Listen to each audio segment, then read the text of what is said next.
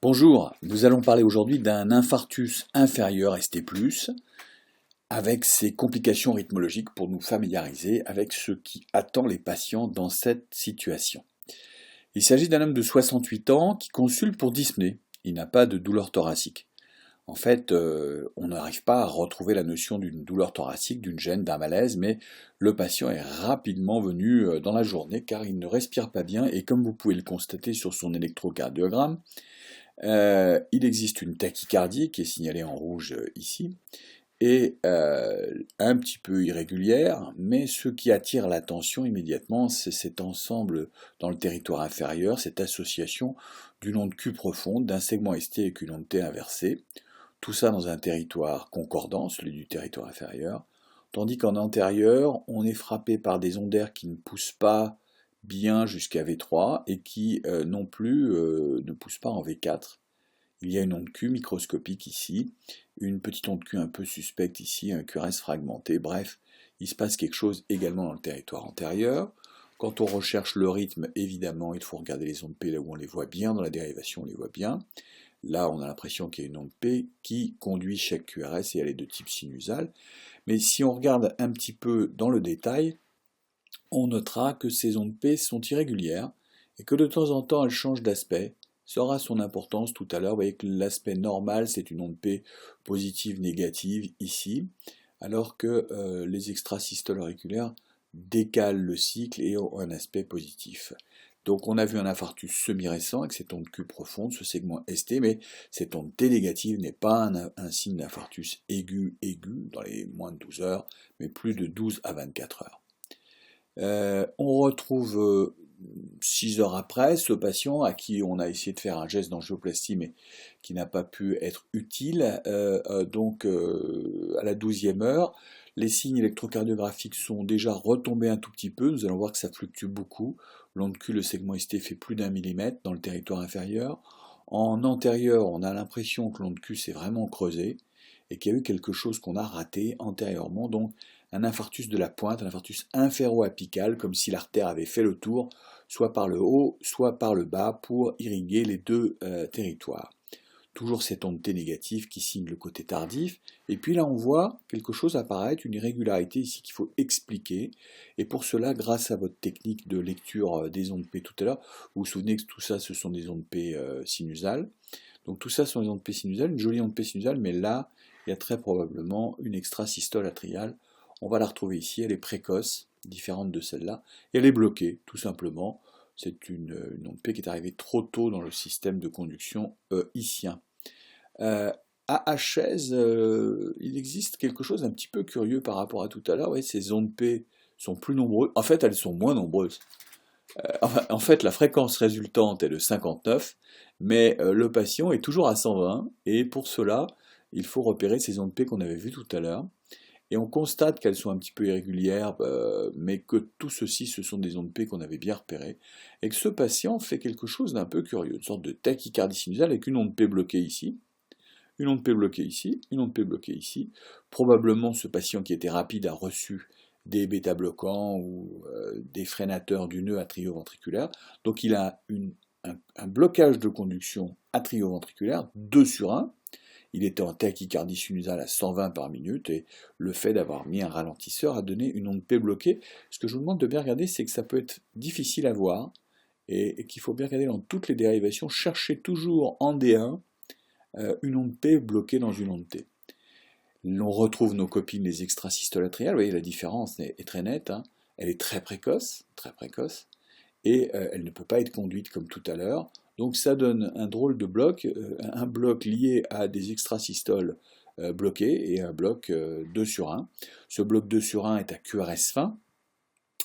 Donc un bloc 2 sur 1, on ne peut pas dire si c'est un Mobitz 1 ou un Mobitz 2, mais dans le cadre d'un infarctus inférieur, avec des ondes P bloquées une fois sur deux, mais surtout des QRS fins, on est assez rassuré par le pronostic évolutif. Il s'agit d'un œdème du nœud atrioventriculaire qui va régresser dans les prochains jours. C'est un bloc atrioventriculaire, même 2 sur 1, de bon pronostic, transitoire. Voilà.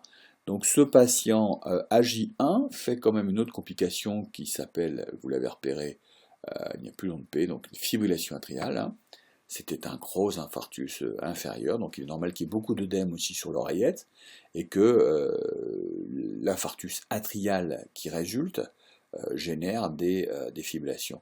Et là, vous voyez que c'est une fibrillation lente, hein, parce que nous avons vu tout à l'heure qu'il y avait un blocage du nœud atrioventriculaire, ce n'est pas une FA à 150, c'est un patient qui a une souffrance du nœud atrioventriculaire, plus peut-être des médicaments ralentisseurs, qui fait que cet FA est à complexe fin toujours, mais lent, donc par un BAV un petit peu de haut degré ou presque. On voit l'évolution du tracé ici, toujours ces ondes Q, cette onde R qui ne pousse pas, et ce segment ST qui est un petit peu plus prédominant que tout à l'heure, qu'on voit un peu mieux, et qu'on va voir d'ailleurs un peu mieux à J1,5, vous voyez, on dirait un drôle de tracé ici. Hein. Quand on n'est pas prévenu de ce qui se passe, on peut rater franchement les ondes P bloquées 2 sur 1 ici. Heureusement, on l'a déjà vu tout à l'heure. Une tachycardie sinusale avec des ondes P bloquées une fois sur 2. Et puis de temps en temps, il y a une extrasystole un petit peu différente de tout à l'heure, qui est un peu précoce, qui provoque un petit repos. Et ici, il y en a encore une. Il y en a encore une, et encore une, et encore une. Et puis là, il y a une onde P qui signe bien avec un PR long avant le blocage, qu'il s'agissait bien d'un Mobitz 1. Et c'est un petit peu ça qu'il fallait repérer sur ce tracé, c'est se souvenir que les blocs 2 sur 1 ne sont pas toujours classifiables sur un seul tracé, mais que si on multiplie les tracés, on arrive à voir à un moment donné le diagnostic, à savoir une onde P bloquée avec un PR qui s'allonge, ou dans le cadre d'un bloc 2 sur 1 Mobitz 2, par exemple 2 ondes P bloquées, ce qui est de plus mauvais pronostic. Voilà donc deux mécanismes que je voulais vous montrer de bradycardie au cours de l'infarctus inférieur, les extrasystoles bloquées et le BAV2 sur 1 transitoire. D'ailleurs la FA va repartir de temps. Là on voit bien le PR qui s'allonge avant l'onde P bloquée. Vous voyez, les choses sont beaucoup plus nettes ici en termes de Mobitz 1. Donc les choses sont moins graves. Un bloc 2 sur 1 qui repasse en Mobitz 1, c'est bon pronostic. On retrouve toujours cet aspect un peu moins impressionnant d'ailleurs que quand il était lent, de souffrance dans le territoire inférieur. Et le soufflet retombe. Le segment ST est en train de redescendre. Vous voyez, encore un joli miroir en territoire AVL. Donc c'est un infarctus encore récent, hein, d'ailleurs on est à J2. On est à moins d'un millimètre. Il faut, en fonction de la clinique, on ne peut pas toujours dater un électrocardiogramme. Et ce patient, s'il avait encore une douleur thoracique, il faudrait le mettre sur table, car il a des critères d'infarctus aigu encore. Et même s'il a déjà des ondes Q, Steve Smith nous a largement appris qu'il fallait envisager une coronarodiagnostic en présence de symptômes. D'ailleurs, je voulais vous montrer l'intérêt du système Cardiologs. Le système Cardiologs permet de voir rapidement s'il s'agit d'un BAV avec la délinéation. La délinéation permet de repérer les signaux électriques, et vous voyez qu'ici on voit bien le PR qui s'allonge jusqu'à une onde P bloquée, donc ça va assez vite cet intervalle PR, c'est un petit gadget maintenant pour vous familiariser avec ce genre de type de lecture qui arrivera, j'espère, bientôt sur vos ordinateurs. Voilà, donc à J3, on retrouve notre ami avec cette fois-ci la fibrillation atriale qui s'en va, qui revient. Évidemment, on n'est pas trop envie de mettre de la corde à rôde maintenant vu qu'il a des troubles de conduction associés. Cette FA s'accompagne à J3 d'un presque retour à la ligne isoélectrique. On n'y est pas encore, mais les choses sont bien. Il va y avoir un petit peu de fluctuation autour de cette ligne de base. La FA devient peut-être un peu tachycardie atriale et puis elle se dégrade. Vous voyez, les ondes P, sinusales, là une extrasystole, une onde P, deux ondes P, un peu tachycardie sinusale ou atriale. On retrouve un ensemble de choses qu'on avait vues depuis le départ, à savoir des ondes P. Ah, ce que je voulais vous montrer ici, c'est ça. C'est le QRS qui commence à s'élargir de temps en temps. C'est ce qu'on appelle une aberration ventriculaire de conduction. Vous voyez ici, il y a un intervalle assez long, RR, puis un intervalle un peu court avec une extrasystole. Et là, il va y avoir un blocage non pas complet, hein, comme dans le BAV tout à l'heure, une onde P totalement bloquée, mais le système nodo-ischien récupère. Il n'y a que un aspect de branche droite bloquée ici. Ce n'est pas une ESV. Il y a une extrasystole avant et un aspect de bloc droit très atypique en raison de la séquelle de nécrose. Hein, avec l'onde Q modifie beaucoup le bloc droit. Mais on va en voir beaucoup à partir de maintenant. Donc des aberrations sur des extrasystoles que généralement vous prenez pour des ESV et qu'il ne faut pas prendre sur des ESV. Voilà, on continue à J4,5 avec une amélioration, une réaggravation du ST parfois quand le cœur s'accélère. On voit qu'il y a à nouveau des salves de tachycardie atriale. Cette fois-ci, c'est vraiment ça le problème, c'est plus l'œdème buneux. Il va falloir reprendre les médicaments pour ralentir ce patient, parce qu'il a envie d'être sinusal, vous voyez les ondes P ici, mais il fait des salves nombreuses de tachycardie atriale. En voici une extrasystole avec une aberration encore. Et ce qui serait bien, c'est vraiment lui donner un traitement ralentisseur efficace.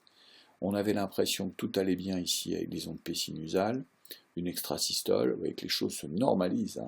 L'ondaire, même des fois, en fonction de la position des électrodes, et pourtant ce sont les techniciennes qui mettent ces électrodes elles-mêmes, donc toujours de la même façon. L'impression que les ondaires repoussent un tout petit peu. L'onde Q est maintenant beaucoup plus nette, le segment ST est bien retombé, on a l'impression que les choses sont plus tranquilles, et bien non, à nouveau des salves de tachycardie atriale, je ne vais pas vous embêter plus que ça. Vous voyez que l'importance de l'intervalle RR qui favorise l'aberration ventriculaire. Ce patient a un bloc droit à fréquence dépendant sur des extrasystoles, et il en fait régulièrement. Il ne faut pas prendre cela pour des ESV. Il en fait même encore beaucoup, des extrasystoles, J'aime vraiment beaucoup vous enseigner cette modification de l'ECG induite par des extrasystoles. Voilà, nous arrivons à la fin. À J41, on voit qu'il existe une séquelle qui cette fois-ci se voit sous la forme d'une onde Q, elle fait dans les 45 millisecondes, on va voir ça tout à l'heure, dans 3 dérivations. Souvent D3 est la plus large, ici c'est plutôt D2, probablement parce qu'il existe également une séquelle d'infarctus apical. Méfiez-vous, lorsque vous voyez une ondaire qui ne pousse pas jusqu'à V4 et qui même régresse, regardez, elle régresse, c'est qu'il existe une séquelle d'infarctus. Si vous voulez être sûr, regardez l'onde T. Il y a un signe de souffrance avec un QT un tout petit peu long ici, à 486 millisecondes. Un signe de souffrance. Ces 3 signes, QT long, onde T inversée, une ondaire qui ne pousse pas, qui est rabotée. C'est un signe de séquelle d'infarctus. Et voilà, à J79, notre patient n'a presque plus rien, vous voyez ici, sauf la petite ondaire dont je vous ai parlé tout à l'heure, qui est diminue de V1 à V4, et cette onde Q avec un segment ST qui persiste légèrement, très minime, dans le territoire inférieur. Il reste encore un peu rapide, il faudra le ralentir très probablement. Voilà, j'espère que vous savez bien mesurer les ondes Q. Sinon, il faut utiliser bien entendu une loupe pour y arriver. Vous retrouverez tout ce qu'on a vu aujourd'hui comme définition dans le site iCardiogramme. Un infarctus ST+ tardif avec une onde Q profonde, une onde T négative, un territoire inhabituel, un territoire inféro-apical, avec une artère enveloppante probablement, une hyperexcitabilité atriale avec fibrillation atriale transitoire dans l'infarctus inférieur, des blocs, un bloc 2/1 qui devient finalement un Mobitz 1 avec un allongement de PR, tout ça sur des QRS fins et transitoires, et généralement très bien toléré, pas besoin de traitement. L'aberration ventriculaire de conduction, c'est-à-dire un bloc de branche qui est fréquence dépendant, qui est favorisé par les cycles longs, cycles courts, et qui était ici très atypique en raison de la séquelle d'infarctus. Et la séquelle, nous l'avons vu, elle est définitive, elle met du temps pour s'installer, probablement elle pourra régresser encore un tout petit peu, mais les ondes T négatives, les QRS rabotées, fragmentées, ou les ondes Q sont la signature de cet infarctus. Je vous remercie.